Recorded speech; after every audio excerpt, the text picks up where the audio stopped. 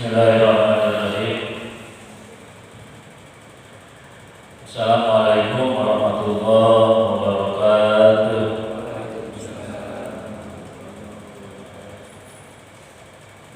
Alhamdulillahirabbil alamin wa bihi nasta'inu ala umuri dunya waddin. Wassalatu wassalamu ala asyrofil anbiya'i wal mursalin. Asyhadu an la ilaha illallah wa asyhadu anna Muhammadan abduhu wa rasuluh. Allahumma shalli ala sayyidina Muhammad wa ala ali sayyidina Muhammad. Qala Allah Ta'ala fil Qur'anil Karim, a'udzu billahi minasy syaithanir rajim. Bismillahirrahmanirrahim. Ya ayyuhalladzina amanu ittaqullaha wa qulu qawlan sadida yuslih lakum a'malakum wa yaghfir lakum dzunubakum. May yuti'illaha wa rasulahu faqad faza fawzan 'azima. Wa qala Allah Ta'ala aidan, a'udzu billahi minasy syaithanir rajim. Bismillahirrahmanirrahim. Walau anna ahlal qura amanu wa taqaw lafatahna 'alaihim barakatin minas samaa'i wal ardh. Wa in kadzdzabu fa akhadnahum bima kanu yaksibun. Yang saya hormati Bapak Ketua DKM Masjid Al-Hidayah dan juga jajaran pengurusan DKM, para alim ulama setempat, para guru-guru, para kiai, para ustaz, para asatidzah yang saya hormati dan insyaallah Allah muliakan, juga yang saya hormati ibu, yang saya hormati juga tokoh masyarakat, tokoh agama, tokoh pemuda, dan juga pada aparatur pemerintah yang saya hormati. Alhamdulillah, bersyukurillah atas terus kasih sayang Allah Subhanahu wa Ta'ala yang diberikan kepada kita hari ini atau saat ini, tepatnya di hari Jumat keempat. Seperti biasa kita bisa berkumpul kembali dalam rangka melaksanakan salah satu atau sebagian kewajiban kita selaku orang hidup, yaitu mencari ilmu. Berharap dan harapan besar mudah-mudahan kumpul kita di sini kita selalu mendapatkan kemuliaan di hadapan Allah Subhanahu wa Ta'ala. Terus yang kedua, ilmu yang kita cari mudah-mudahan kita bisa mendapatkan ilmu manfaat dan maslahat yang berguna bagi diri kita, keluarga kita, lingkungan kita, dan jamaah kita. Amin ya Allah ya rabbal alamin. Para jamaah yang dimuliakan Allah Subhanahu wa Ta'ala, kalau kita melihat Al-Quran, bermurojaah atau bertadabbur dengan Al-Quran, ya, yang mungkin dan pasti rata-rata di bumi ada Al-Quran, ya. Ada apa? Di rumah ada. Ayat yang bersih kayaknya ada. Ayat yang sebulukan ya. Bersih dari jarang dibuka, dari bulukan, jarang dibuka. Tapi insya Allah, ibu sering dibuka Quran. Dibuka begitu. Nggak sih dibuka belum. Jadi ayat dibuka dibaca dibuka. Nah, setelah dibuka Al-Quran dan dibaca, terus diapain? Disimpan diri. Padahal pernah nggak bermurojaah, mentafakuri, mentadabbur Al-Quran? Ditafakuri itunya ayat demi ayatnya. Pernah nggak? Enggak kayaknya. Terus baca sih banyak. Padahal Quran itu setelah dibaca itu murojaah, tafakuri ayat-ayatnya. Kan sudah ada terjemahnya kan? Kita tafakuri. Maksudnya Allah itu, kalam Allah itu Allah menyampaikan apa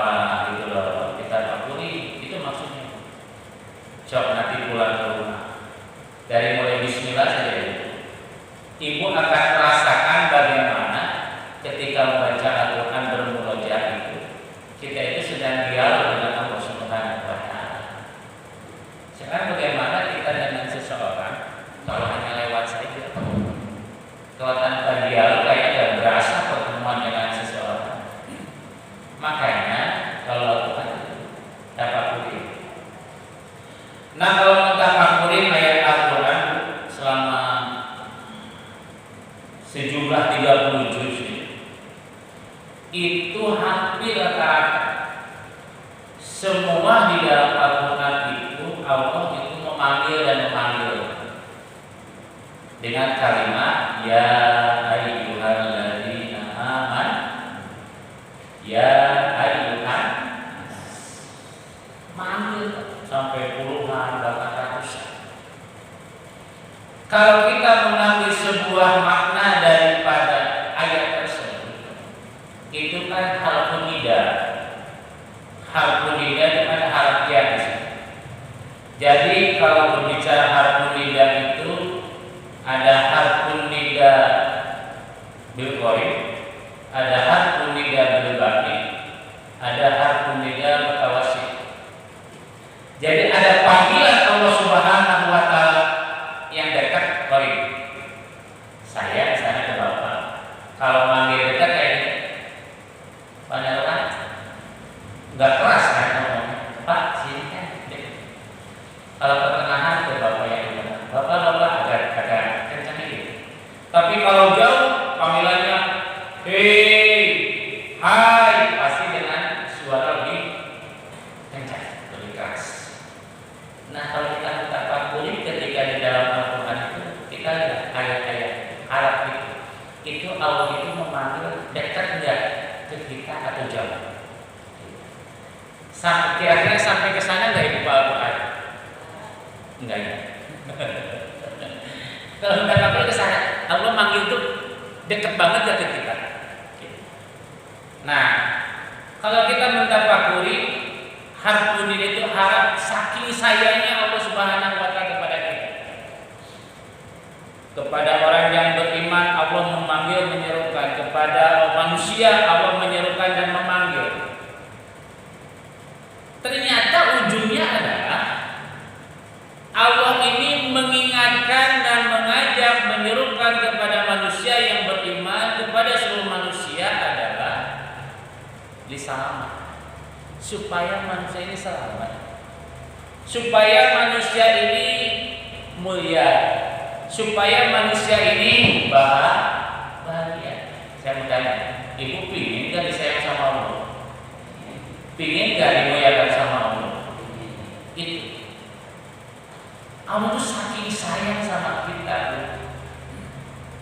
Selamat gimana? Selamat ketika sekarang kita berada di dunia, dan juga nanti selamat ketika nanti di akhirat. Jadi jangan dia selamat di dunia saja, Pak. Selamat di akhirat. Kalau selamat di dunia bukan saja. Kalau nggak salah pertemuan yang lalu sudah sampai di umat Nabi Muhammad ini kita hanya dikasih budget waktu itu hanya 15 abad kan kayak ini. Hanya dikasih budget waktu.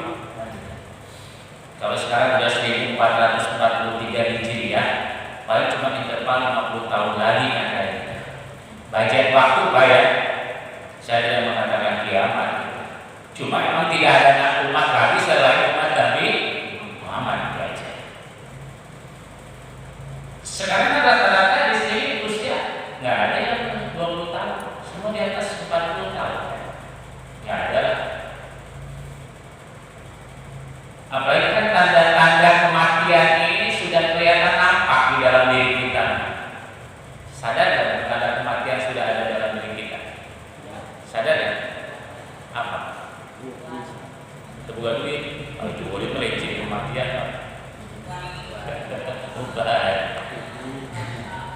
Ya benar-benar saja. Kemarin jamaah saya ada yang meninggal dunia bunuh diri ya. Persis dekat rumah saya banget. Masuk ke dalam sumur. Sekarang berarti malam ke-10 sudah selesai. Tidak tahu kematian. Tahu-tahu hidup lo menghabisi dulu kayak gitu. Beda apa kalimatnya. Kalau kematian itu ada tanda-tandanya. Tapi kalau bunuh diri nggak ada. Itu mah dia menghabiskan secara pribadi. Sebetulnya kan kematian ini nggak instan, Pak. Kata siapa kematian instan? Nggak ada kematian mendadak. Kematian itu pasti ada tanda-tandanya. 40 hari 40 hari ini sebelum datang kematian itu tanda-tanda sudah diturunkan. Di langit itu, di atas langit, di luar dunia ini itu ada pohon. Namanya pohon jumlah daun-daunnya itu sejumlah orang yang ada di muka bumi ini. Jumlahnya. Ketika mau orang tersebut meninggal itu pohon daun itu udah jatuh, Pak. Udah di tangan malaikat Israil itu. Selama 40 hari sebelum si fulan ini wafat. Jadi sudah ditahan. Jadi sudah jadi mayit, Pak. Jadi kalau 40 hari punten misalnya Pak Darwan 40 hari lagi misalkan. Mudah-mudahan panjang usia ya Pak Darwan. Tapi kalau minta doanya panjang umur wae 100 tahun panjang umur batu maaf Pak Darwan seorang udah sieun gitu Pak. Geus sudah 40 tahun panjang umur wae. Pak ini sekolah kan ulah panjang umur wae Pak. Wah batur ya. Bagus maaf panjang umur. Mereka mana mereka pasar sebuah sasaha. Kawan itu kan pindah mau. Malah angkot rada mau bapak seorang curang cileun. 40 hari itulah turun. Misalkan si X udah turun nih daunnya itu di malaikat Israil itu. Makanya ketika si X 40 hari daunnya sudah dipegang oleh malaikat Israil, maka si X ini dia bekerja, maka itu disebut mayit yang sedang bekerja. Si mayit ini pergi ke pasar, berarti si mayit sedang belanja ke pasar. Apapun aktivitas 40 hari sebelum datangnya kematian, itu daun sudah dipegang oleh malaikat di surga. Apa yang terasa oleh si fulan? Si fulan 40 hari lagi. Punten. Ubur-uburnya gedeber, Pak. Ingat, Pak. Di waktu asar sampai maghrib, Pak. Petang enggak, Pak? Ada yang petang? Habis asar sampai maghrib ini gedeber, Pak. Ini di mun-munan. Perasaannya gedeber, Pak. Itu tanda-tanda 40 hari. Kematian akan datang. Jadi ayuna aya terus ngageber. Ayuna ngageber wae biasa kita mandi. Berarti nya itu moe pahala. Ayuna bulan Agustus tanggal 20. Jawabannya Oktober awal malah udah mesti ngatur minyak. Terus berjalan, Pak. Klimaknya sampai 3 hari mau hak meninggal dunia. Kata siapa? Allah nggak kasih ciri, kasih ciri. Saking sayangnya Allah kepada kita itu semua dikasih tanda, nggak ada yang namanya mendadak. Kematian itu sakit, Pak. Sakit nggak, Pak? Jangan ngerasa kullu nafsin dha'iqatul. Sudah ada yang mentafsirkan bahwa setiap kematian itu sakit. Pada kalimat kullu nafsin dha'iqatul maut, setiap ada dha'iqahnya di situ.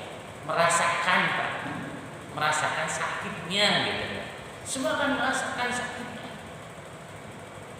Makanya saking sakitnya kematian, Allah kasih tanda biar umat yang disayang oleh Allah ini tidak begitu sakit ketika dicabut nyawanya oleh malaikat di Israil.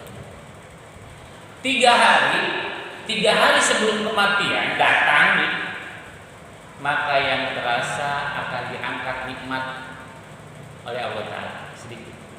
Diangkat nikmat. Nikmat apa? Nikmat rasa akan diangkat.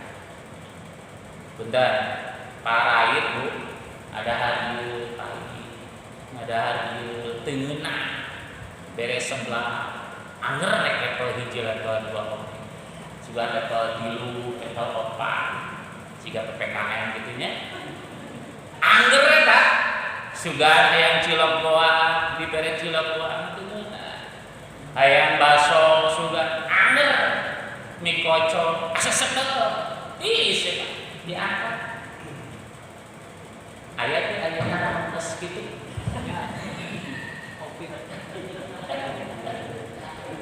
Maka kemarin nih yang katanya saya sih semua yang corona itu udah nggak mencium katanya, nggak mencium tuh diberi mencium itu kan baru mau diangkat timbang irung ngumpul. Kalau sampai kayak gini ini sudah nggak enak. Jadi lamun sampai saat sekarang mesti genah barang dahar mesti genah tiis minum oge geus tiis berarti enak poe Jumaah yang beureun Sabtu Minggu Senin kalau teh boten jadi gitu dasar. Nah, pas kalimat nih pas haknya Allah kasih tanda. Tandanya apa? Pertama yang dilihat kakinya. Kakinya apa? Alamatku. Kaki. Terus yang kedua masukin dampak ini ke belakang punggung. Tidak akan masuk, Pak. So, buktikan. Kalau Bapak sekarang terlentang dimasukin kan? Pada kanan terlentang, tangan saya masukin ke punggung Bapak di belakang, masuk. Dari ini tapi kalau orang tinggal beberapa menit lagi saya udah cepetnya dari masuk udara, cepet-cepet dingin Pak. Gitu. Allah kasih tanda-tanda. Nah, oleh karena itu kita hidup di dunia ini kenapa sampai Allah kita melihat tafakuri Pak dalam Al-Qur'an, kenapa sampai Allah ya ayyuhalladzina amanu ittaqullah ya ayyuhan nas ubudu rabbakum, sampai Allah terus memanggil supaya kita ini selamat gitu. Supaya kita ini bahagia, supaya kita ini hidup itu ibu kan pengen bahagia, pingin mulia, pingin selamat kan gitu. Allah kasih petunjuk nih. Nah sekarang bagaimana caranya? Allah menyuruh, tidak hanya menyuruh, tapi Allah kasih cara. Wahai manusia, wahai orang-orang yang beriman yang patuh kepadaku, yang mau mengikuti aturanku, kalau engkau pingin bahagia dan selamat di dunia wal akhir, yang pertama ittaqullah. Itu Pak solusi segalanya. Bapak tidak perlu ke Gunung Gede, tidak perlu ke Gunung Kawi, tidak perlu ke Gunung Cereme, tidak perlu ke Gunung Hejo. Efektifnya tenang Pak dikatakan. Efektif mah tidak perlu katakanlah sampai kita mendatangi makam-makam yang katanya bisa memberikan solusi setiap permasalahan, sampai kita diam di pinggir sungai kasihan-sian.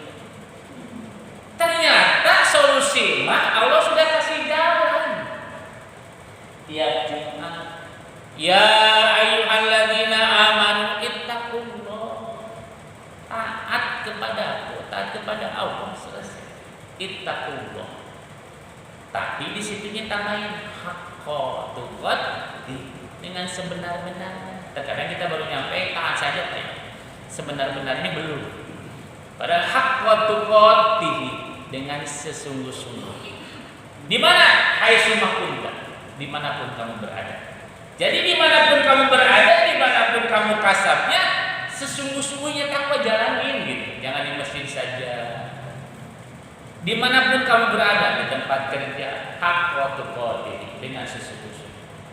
Ternyata ini solusi yang murah, tidak perlu bayar, yang bisa menyelamatkanmu.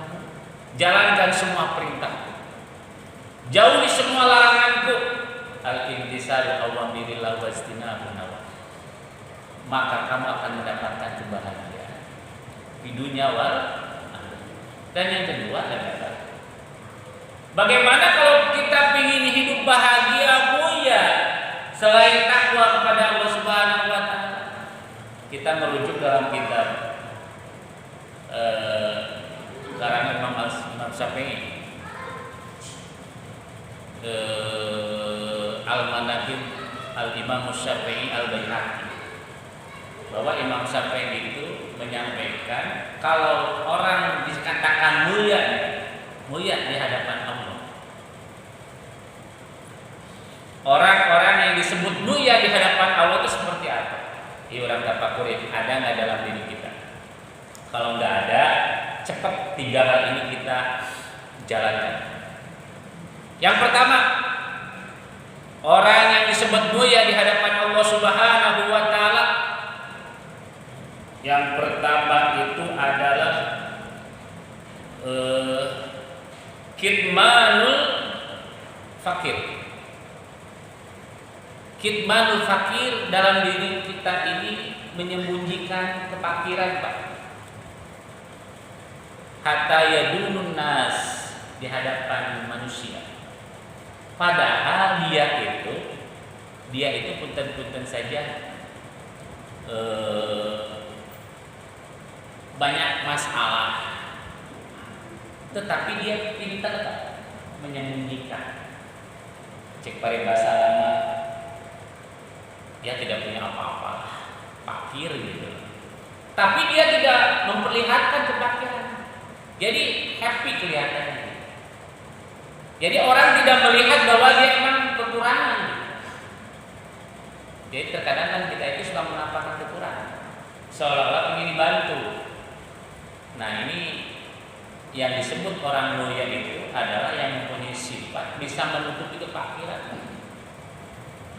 berharap tidak menjadi beban orang lain, apalagi sampai meminta-minta. Karena Islam menganjurkan itu tangan di atas lebih perintah ketimbang tangan di bawah. Saya suka muncul Ustaz, lamun Ustaz diberi amplop cina tangannya dihanap, kan ulah tangan dihanap, itu perbedaan. Ini mesti zaman tangan dihanap terus transfer. Jadi dapat terus pusing, jadi gitu. Jadi kalau dilihatkan ya malah gitu dari atas.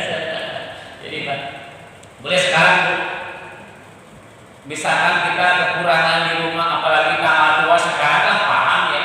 Sekarang tanggal 28 menjumpai, karena ciri-ciri pada tanggal tua itu kan bermunculan hewan-hewan berkepala 2 di dapur Pak ya. Dan kalau muncul hewan berkepala 2 di dapur, itu kan tanda-tanda akhir bulan Pak ya. Asin, sempat lemak, ciri-ciri akhir bulan Pak. Kemudian yang terakhir tanggal dalam pantai Pak, berkuring, mentah, kodok, terus galpeng gitu kan, dari kaki gitu ditincak gitu kan, sampo di situ cari semacam-macam, mie tinggal biru gitu, biji satu warga gitu. Akhir bulan. Sembunyikan Pak ketika dalam diri ada semua, tapi yang dihindari adalah memperlihatkan. Tapi sampai ngomong kata-kata saya ini kayaknya isu-isu sarapan keluarga ulah kata-kata. Kurang mirip itu ya. Cara dalam pisan keluarga ngomong Pak. Itu tidak harus isu RT-nya ulah kata-kata. Islam tidak boleh kayak begitu. Jadi kalau memang kita punya kekurangan, ketika ditanya Bapak gimana keluarganya, alhamdulillah sehat. Tapi beda ulah sombong nih. Bapak gimana keluarganya, alhamdulillah saya mau berkah, makan juga alhamdulillah, tim sate 1 tahu 1 tempe, sate 1 tahu 1 tempe sate gitu. Melebih-lebihkan. Yang dimaksud Imam Syafi'i di situ maksudnya adalah kita tidak Kalau ada dalam diri kita sifat itu menutupi kekurangan kita di dalam masa kefakiran, maka itu orang mulia di hadapan Allah. Terus saja dia maksimal usaha. Yang kedua adalah menurut Imam Syafi'i, orang kalau punya sifat yang kedua itu wakit manudodon. Godobak itu menyembunyikan emosional. Dia itu tensinya tinggi, emosionalnya tinggi. Ketika ada masalah, mau meledak emosi dia. Tapi dia bisa menentukan. Paling dulu gitu, lama awal mengodasi. Saya waktu itu akan kayak dulu. Akhirnya awalnya ada bapak-bapak karena putih gitu, emosi kurung ketinggalan gitu. Tapi dia bagus gitu ngomongnya kalem. Wah itu tuh orang bagian kayak gitu. Mana masalah gede banget, problem gede banget gitu. Misalkan dihina atau apa segala macam, emosi, tapi dia bisa banget gitu, tidak terpancing. Nah kalau kita punya sifat kayak gitu, kena tuh yang sampaikan Imam Syafi'i, itu orang mulia tenang. Jadi ini semua memberikan tarbiyah kepada kita bahwa sifat emosional itu memang tidak diperbolehkan. Tetapi kita tidak boleh dalam artian tidak emosi. Emosi sih emosi, tetapi kita bisa mengendalikan emosional ini. Ini yang kedua, sifat yang mulia di hadapan Allah Subhanahu wa Ta'ala. Terakhir, kata Imam Syafi'i, orang dikatakan mulia itu kalau dalam dirinya itu adalah wa hikmatus sadaqil hatta yang duruna muntahin. Jadi orang tersebut itu kesulitan. Kalau yang pertama itu kan kefakiran. Kalau kefakiran identik dengan harta. Kalau kesulitan kan identik dengan sebuah masalah. Ketika dia dalam kehidupannya punya masalah dan masalah, problem ini, tetapi orang tersebut ya tadi sama, tidak menampakkan sebuah kesulitan itu.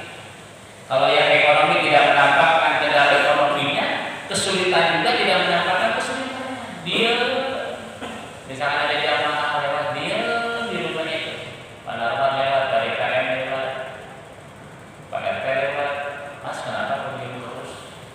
Saya banyak masalah tuh, gini. Sampai ada masalah sendiri sampai dia nggak mau kemana-mana.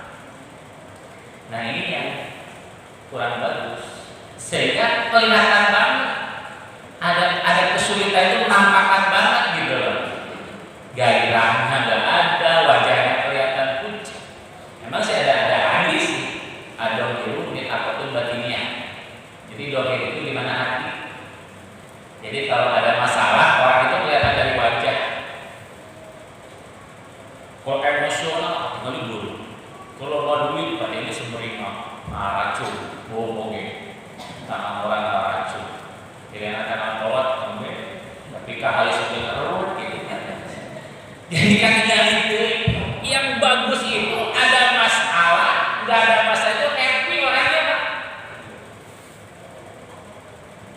Kalau saya ngomong katanya orang nggak ada masalah, kenapa? Nah awaknya kebiasaan baik. Padahal sebenarnya masalah paling banyak usaha buat masalah. Oh, usaha apa Ustaz memang dimasuk ngajiwannya itu ada udah capek maunya ceramah wae atau pemajikan emang tukang beca sok ibu emang kayak tukang beca mau kue abos yang di mana subuna abos wae kan itu kan gitu masalah tetapi Imam Syafi'i menyampaikan kalau kau banyak kesulitan maka bagaimana sembunyikan kesulitan itu karena ada makom-makomnya. Kalau sekarang kita betul-betul saja masih memikirkan masalah yang kemarin, lantas bagaimana kita bisa mensyukuri nikmat Allah yang diberikan pada saat ini?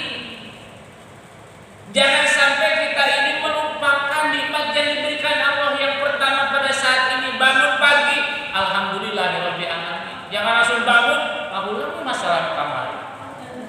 Terus memikirkan sesuatu yang belum jelas besok. Lah ini yang jadi masalah. Syukurmu yang aku tunggu. La in syakartum la azidan. Kalau kamu sekarang alhamdulillahirabbil alamin, aku berkahi tuh nikmat pada hari ini. Besok ya besok lagi. Selesai. Terkadang kita suka terjebak dengan masalah yang kemarin sehingga merupakan syukur. Allah yang merintahkan itu, Pak. Nah makanya dari 3 ini bahan pegangan.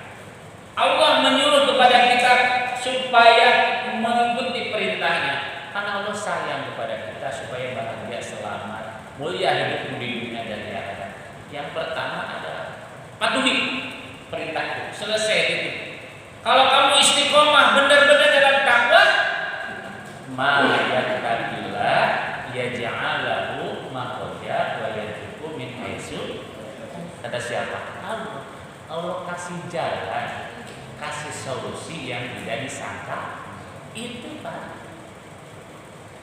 Jadi kalau taat sama Allah mah tidak disangka-sangka. Cek orang Indonesia mah juri numpak kuda, terpunggu-punggu gitu.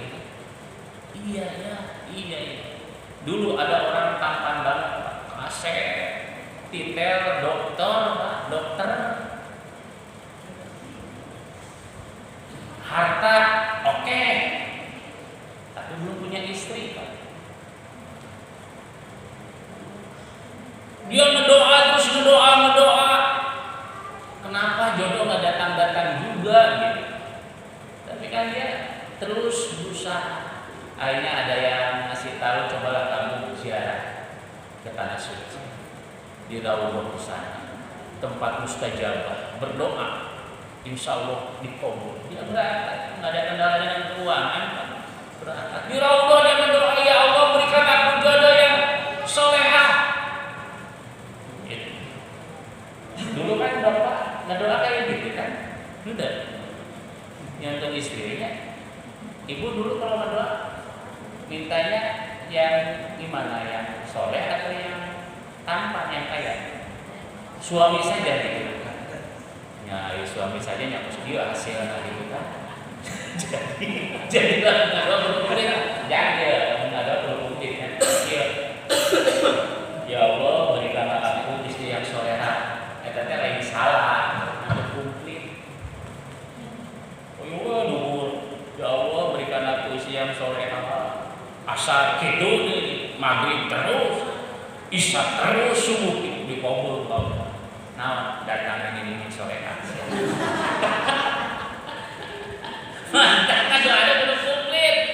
Ya Allah nyuruh bisa yang soleh nomor kene gitu. Bapak bisa. Nabi itu cara-cara dulu soleh. Jelas saya gitu. Ayo akhir-akhir rajin ke masjid soleh. Jadi dulu komplit orang kene, nggak perlu benghar gitu lah. Berangkat ke sana terus di Raudhah dia dijana ngedoa. Terus di sana hampir beberapa minggu Pak. Pas pulang naik kapal di Jakarta, turun di Soekarno Hatta, ke bubuk-bubuk Pak digigit anjing, coba suruh kita anjing datang lagi mana nih, ke bubuk langsung digigit atau Pak. Coba sok Bapak Kapura mendoa bertahun-tahun ingin istri yang soleh. Di sana juga berdoa, doanya sama, tapi kuno dikabul Allah. Jadi digeger anjing, nyambung ke coba Bapak begini itu Pak. Akhirnya ngadoa kieu, tapi kuno datangnya kieu. Kemarin 2 hari, 10 hari, Pak Ustaz, Pak Ananda kabur katanya habis maghrib, apa dia jalan-jalan beren. Enggak nih Pak Ustaz, emang kelihatannya kan matanya kosong. Ibu tahu dari mana matanya kosong? Iya, udah tahu lah lagi sakit. Ribut tetangga kumpul semua. Ya udah tunggu aja sampai jam 9. 9 nanti kalau nggak ada jam 9 baru kita khawatir terus sampai jam 11. Kalau jam 11 nggak ada ya wayang kurang kayak sampai pagi 2 hari nyari kemana-mana, termasuk saya jam 2:30 masih di danau muter-muter bising ke air ya nggak ada. Yaudah besok kita istighosa dimanapun ada, kita minta sama Allah disehatin banyak manusia, pokoknya minta dibukakan hatinya supaya balik lagi. Kalau kita ngajak kemana-mana susah, ya udah kita tinggalin sama Allah, serahkan sama Allah dimanapun berada, minta dikembalikan, minta didatangi, dan minta dibukakan di mana adanya. Ternyata kan besoknya anaknya saya panggil, kamu besok kamu bagi sholat yang benar, wudhu yang benar. Dia Ustaz, kalau anak meminta sama Allah untuk orang tua itu cepat dibukakan. Dia ngedoa pas ngedoa, ternyata airnya bau amis kan. Pas wudhu benar bau amis. Ternyata di sumur pribadi kan. Saya maghribnya doa minta panjang umur, minta sehat, ternyata yang diberikan sama Allah kan sudah meninggal. Di mana korelasi antara permintaan? Ternyata itu ada hikmah sebuah kebijakan. Dan kita tidak perlu menyesali sebuah proses ikhtiar ini. Ketika orang turun dari kapal, digeger anjing, digigit anjing, dia dibawa ke rumah sakit ke ICU kan, nggak sadar bu, pas di ICU harus ditunggu secara intensif, terus dicek sama seorang dokter perempuan pak, yang cantik pak, bukan cantik, cantik mah biasanya cantik, beda nih cantik mah biasanya cantik, yang cantik ada apa beda, pas gitu sadar pak. Pas dikit-dikit matanya buka, pas mata buka, ting, lihat perempuan cantik kan. Pas ngobrol-ngobrol, bapak dari mana? Ya dari haji. Untuk apa ya? Kita ziarah dan berdoa, ingin mendapatkan istri yang soleh. Allah. Belum nikah tuh, jangan di situ. Ternyata untuk mendapatkan istri yang soleh yang cantik harus berdoa bertahun-tahun, harus berdoa itulah indahnya sebuah proses hidayah. Liku-liku kehidupan, kehidupan nikmati sebuah proses, jangan menyesali. Namanya orang suka terus beak-beak, jangan dosa dan maju terus mengabdi. Nikmati pak proses. Kita sholat saja.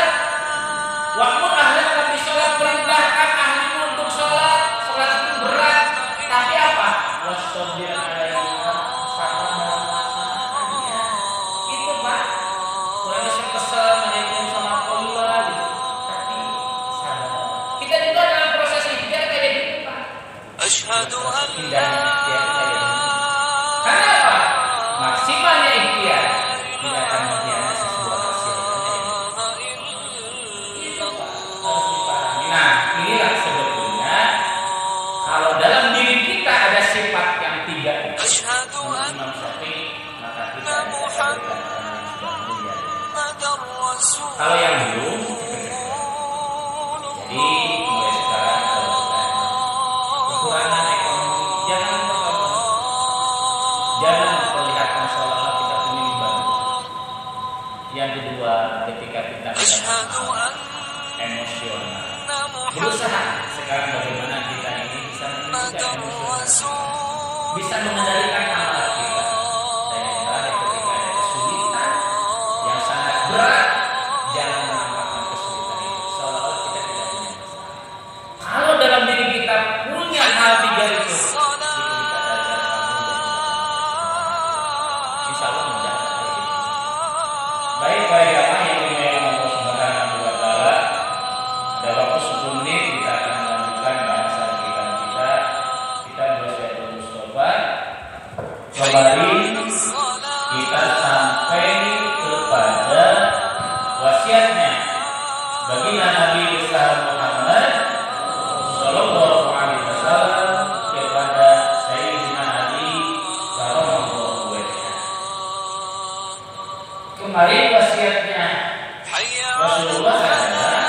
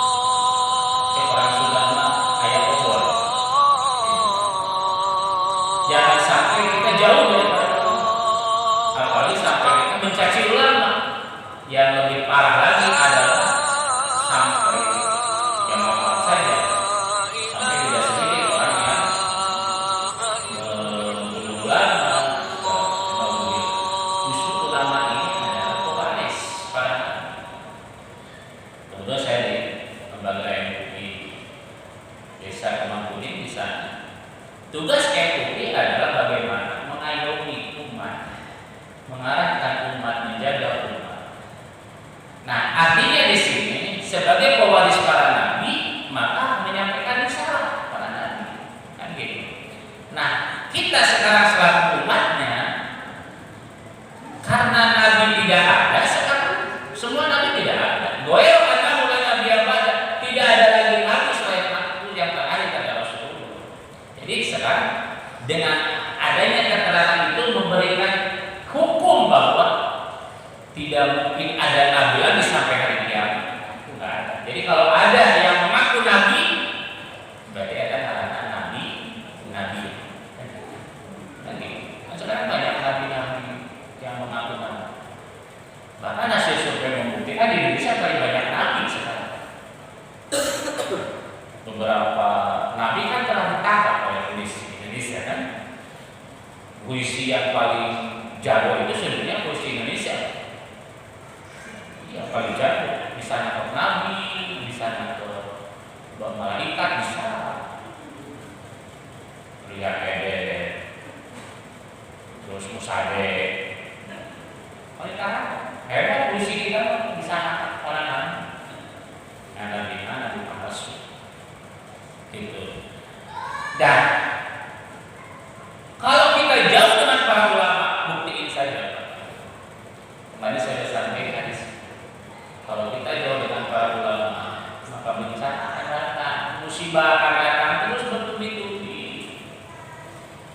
Pemimpin diberikan pemimpin yang dolim.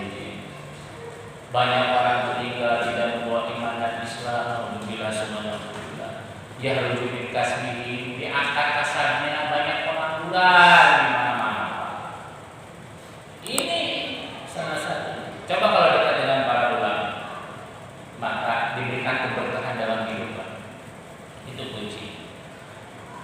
Nah, berikutnya sekarang adalah wasiat Rasulullah kepada Sayyidina Ali yang berikutnya adalah ya Ali, wahai Sayyidina Ali, man qara al-Qur'an. Man itu kan isim maksud. Siapa saja, laki-laki, perempuan, sudah balik. Man qara al-Qur'an. Qara ya barang siapa yang membaca Al-Quran. Suka kan baca Al-Quran? Sehari berapa ayat itu biasanya? Sehari. Saya 2. Alhamdulillah, ini bismillahnya. Ya Allah apa. Barang siapa yang baca Al-Quran pagi-pagi, bismillahirrahmanirrahim.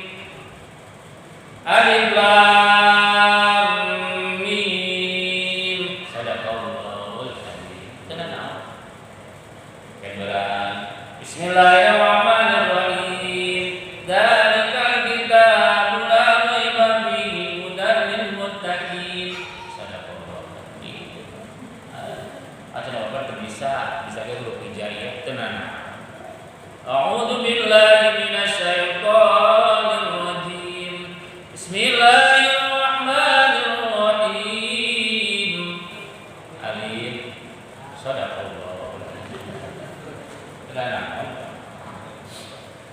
Dan bagi Allah ayul amal, paling disukai amalan itu adalah yang sedikit tapi dalam Pak.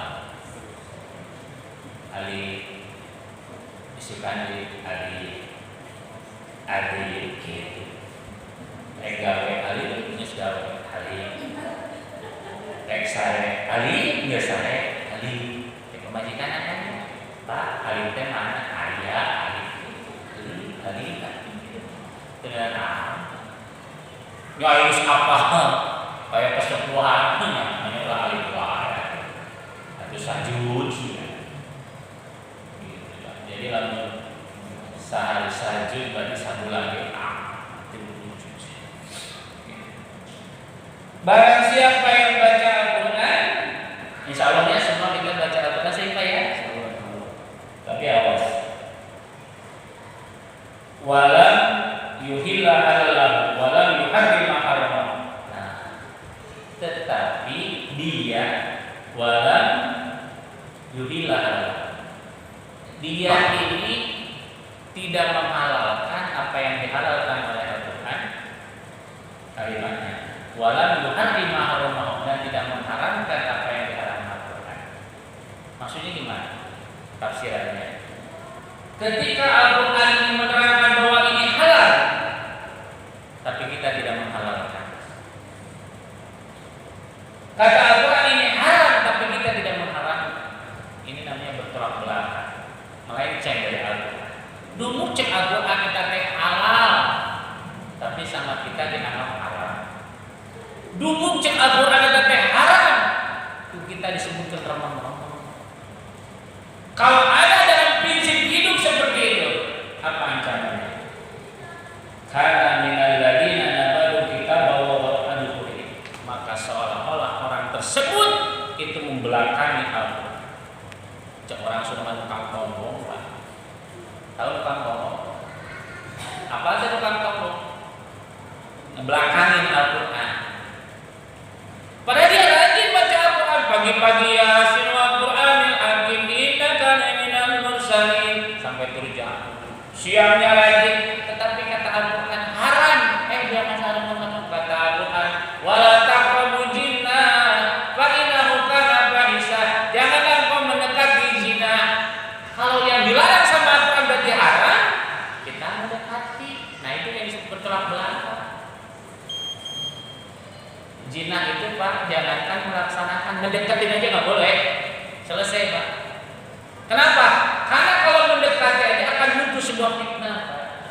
Gitu. Karena Roman pada KKN saya kehujanan di Cikampek, soalnya di Spotika, kehujanan, ada ban kempes cicing di dunia. Lewat, kayak panas di dulu kehujanan ban kempes.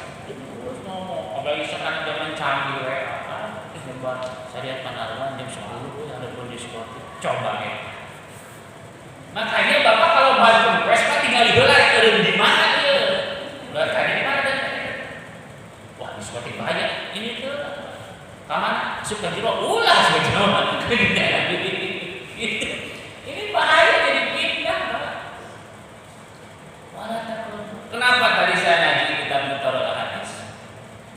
Bahwa hukumnya haram seseorang di antara kalian berduaan dengan seorang perempuan yang bukan mahram. Itu bisa jadi fitnah juga gitu. Jadi kalau kita duduk ada perempuan,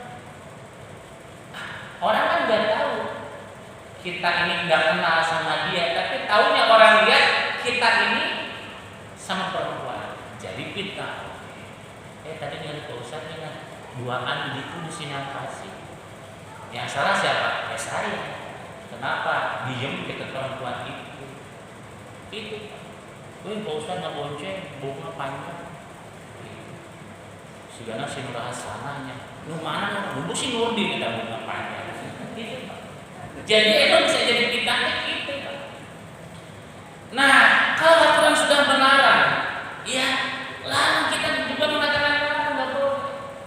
Kata Al-Quran, ya ayyuhalladzina amanu kutiba alaikumus syiyam, telah diwajibkan untuk berpuasa. Hukumnya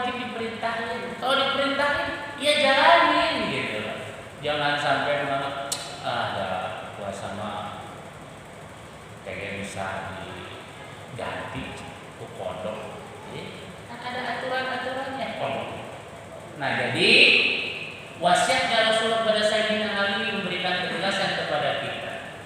Sami'na wa ata'na.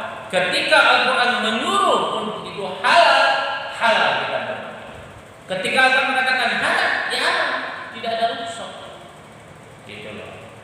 Kalau saja kita ini sudah tahu dalam Al-Quran itu halal, tapi kita tidak menghalalkan, dan kalau di dalam Al-Quran sudah jelas diharamkan, kita tidak mengharamkan, maka tadi dikatakan minal ladina nabadu kitab wa anhum. Kita seolah-olah bertolak belakang dengan. Yang berikutnya adalah kita masuk pasal. Paslun ini satu pasal fil wudu'i wassalah. Tentang masalah wudu dan sholat. Ini masuk masalah fikih. Ini sebenarnya kitabnya gabungan, Pak. Sengaja saya bawa kitab ini. Ini sebenarnya kitab ini saya bagi-bagi sih. Di sini bahasa Mustafa di Cigelang, Sulam Taufik di Kolam Jatiluhur, Al-Hikam di Nurul Hadi itu kita Babul Hadis, kita bagi-bagi. Kalau ini kita wasiat Mustafa, semua wasiat Rasul, wasiatnya tentang masalah hukum fikih, hukum tauhid, tasawuf digabung di sini. Sekarang masuk ke fikihnya. Qala Nabi sallallahu alaihi wasallam, ya aliyu istaghfiru bisbabul wudu fa innahu syarrul iman. Ya aliyu hai sayyidina Ali istaghfiru bisbabul wudu. Maka ketika kita melaksanakan wudu, itu kita telah melaksanakan sebagian daripada iman kita. Wudu ini adalah menjadi sebuah keharusan bagi kita umat Islam. Karena untuk mensucikan, kita pandai membaca Al-Quran, kita fasih membaca Al-Quran, tetapi ketika wudunya kita tidak menguasai tentang masalah jenis-jenis najis, jenis-jenis katakanlah hadas, nah ini juga akan jadi masalah. Makanya kan di dalam fikih itu ada perkara yang bisa membersihkan, mensucikan najis dan yang bisa mensucikan hadas. Yang bisa mensucikan najis adalah ma ajabal wudu'a, yaitu bisa dibersihkan, disucikan oleh wudu.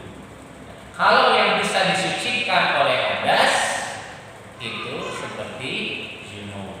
Nah ini harus paham. Ketika kita paham hukumnya, maka kita ini akan hati-hati ketika melaksanakannya. Kita harus paham hukumnya. Jadi wudu ini merupakan salah satu amalan ciri orang ini telah menjalankan sebagian daripada keimanan. Jadi di sini jangan sampai kita tidak tahu. Kalau tidak tahu, khawatir ini, Pak, khawatir ini. Wudu itu tenang, itu bahaya. Karena dia tidak tahu. Apalagi suka. Ya emang tidak ada masalah sih sampai wudu ini dipakai berwaktu-waktu. Panarwan atau TBKM atau siapa saja wudu duhur masih dipakai kayaknya maghrib, Pak. Itu.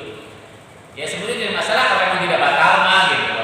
Tapi kenapa tidak wudu kembali gitu? Contoh misalkan makan. Suka ada nanya, Pak Ustaz, saya kalau makan ini wudu lagi enggak kan? Ya sebetulnya tidak ada masalah tidak wudu lagi. Asal makannya harus paham dulu makan apa.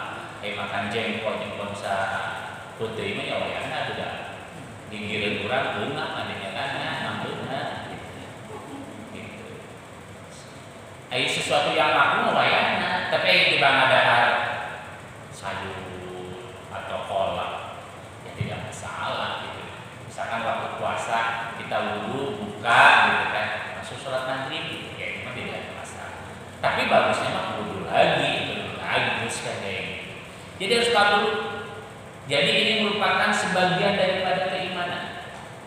Jadi kalau orang sudah melaksanakan wudu, maka dia telah menjalankan salah satu amalan-amalan keimanan, menandakan dirinya. Makanya Wudhu ini salah satu amalan yang dianggap sepele Pak, tapi berpahala besar. Apalagi bisa menjaga dawamul wudhu. Mau kerja wudhu. Jadi mindset wudhu itu untuk sholat saja hilangin Pak.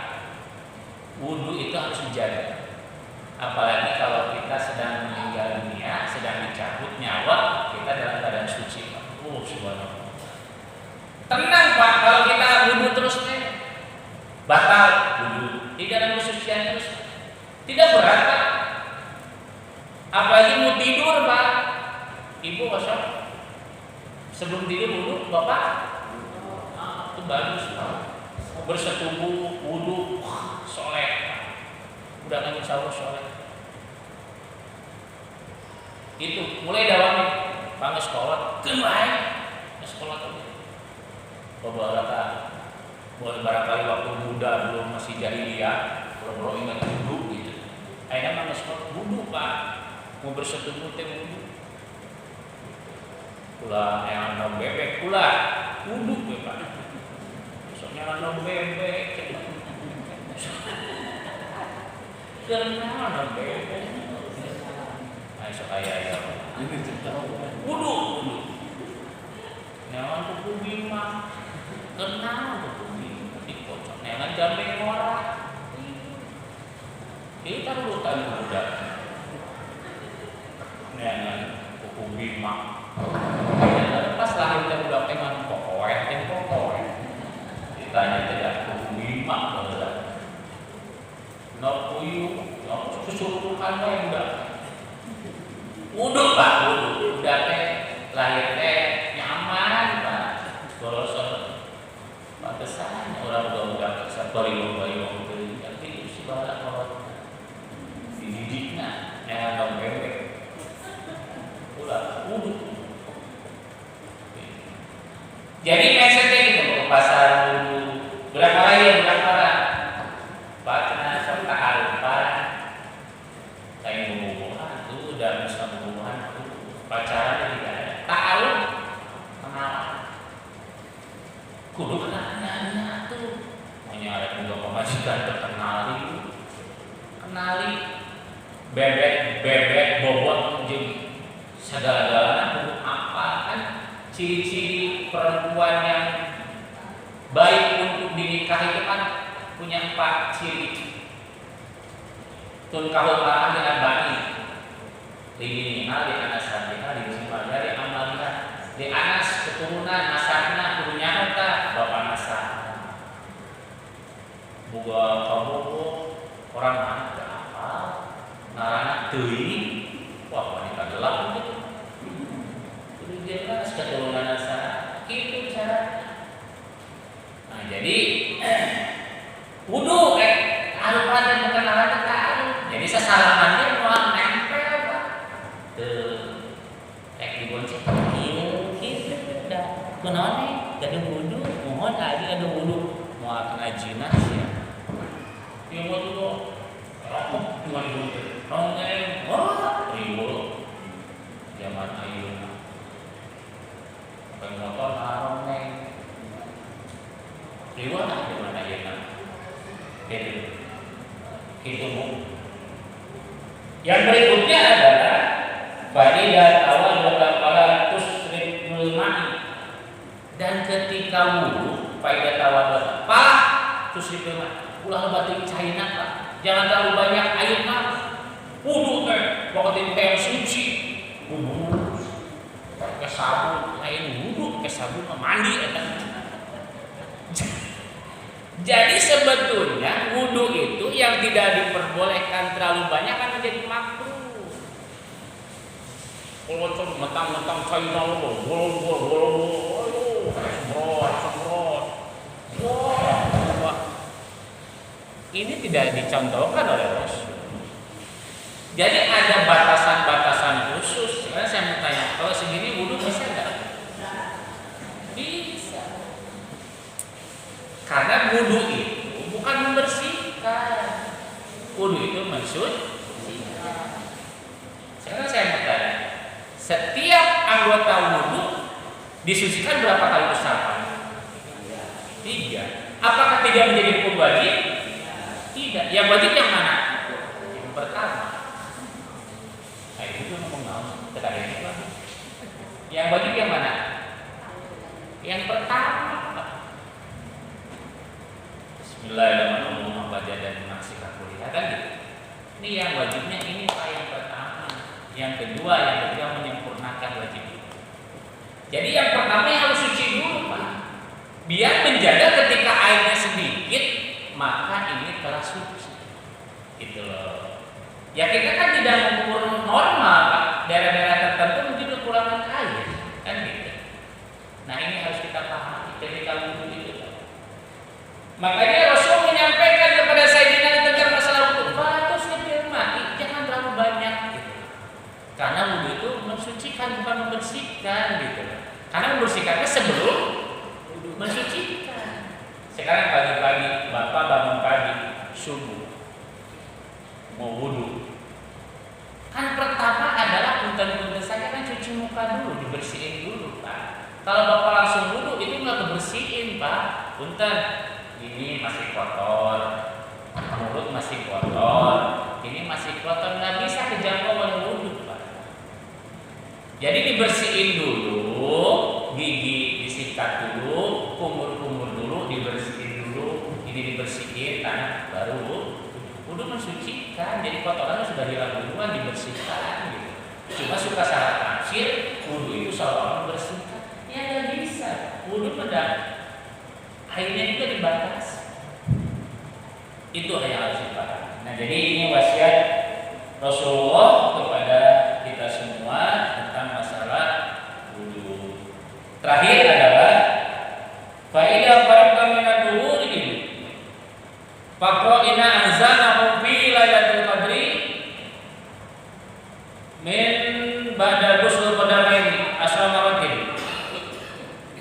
Ketika beres wudhu setelah selesai mensuci kaki qadamaini dengan mata kakinya, Bapak suka kemana langsung?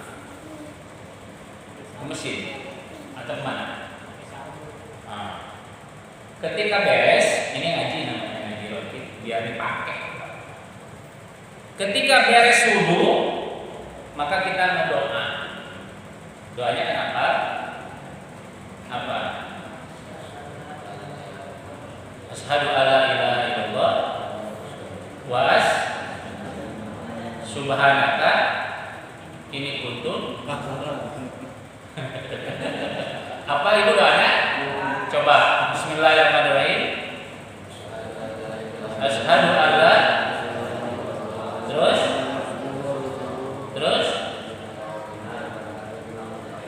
Allahumma ja'alni min tawbina terus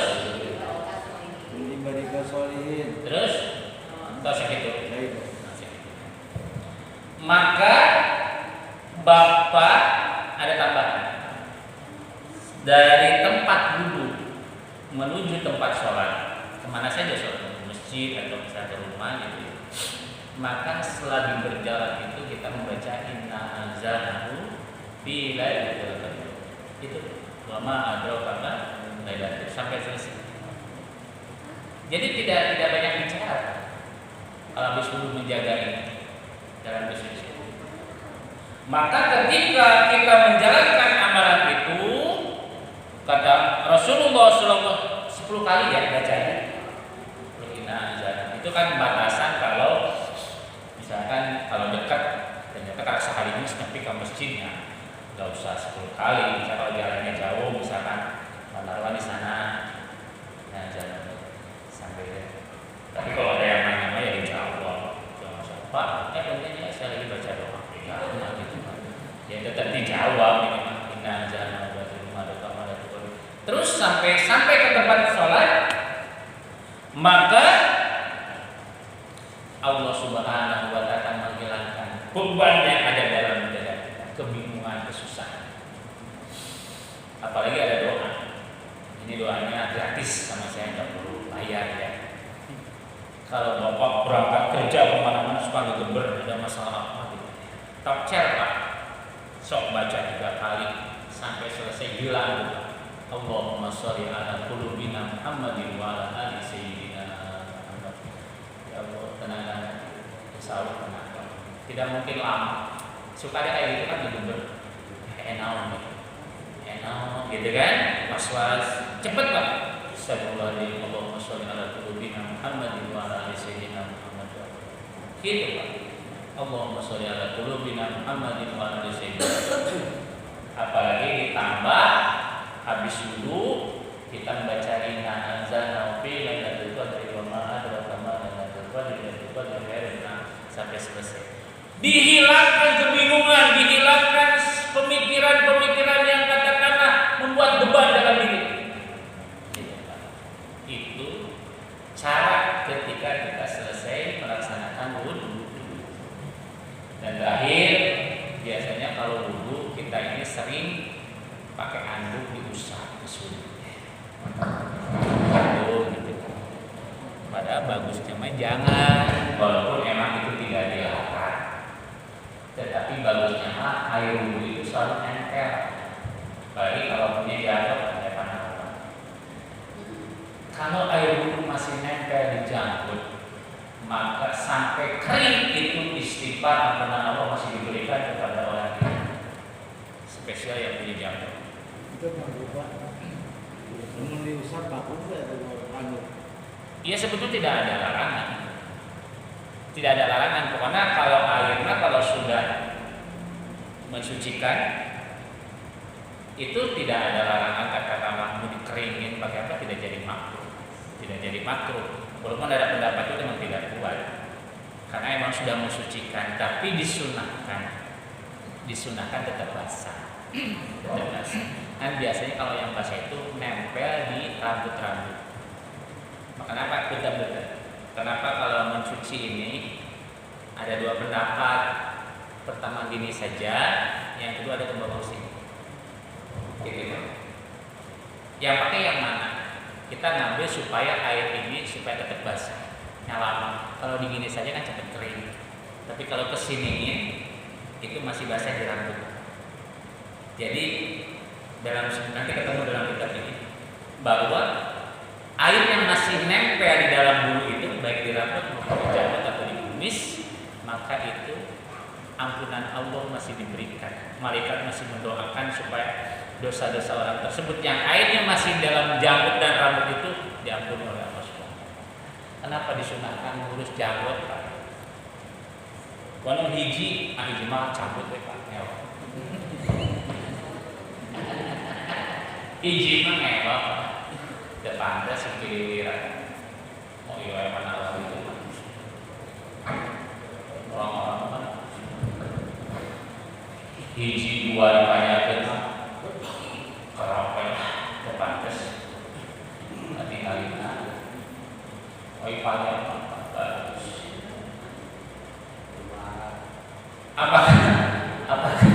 Apakah itu boga janggut menempel apa?